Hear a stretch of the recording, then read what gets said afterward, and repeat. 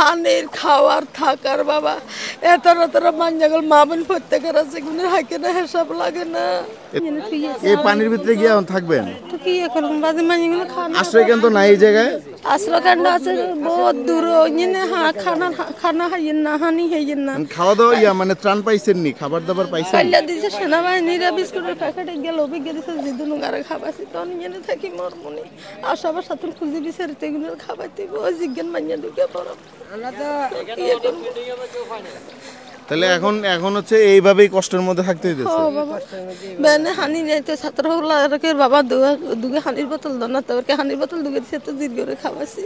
পানির খুব কষ্ট হইতেছে। পানির খাওয়ার থাকার বাবা এত মাঞ্জাগল মা বোন প্রত্যেকের আছে কিন্তু হাইকে না হিসাব লাগে না। এদিকে তো কোনো দোকানপাটও খোলা থাকে না, না সব বন্ধ।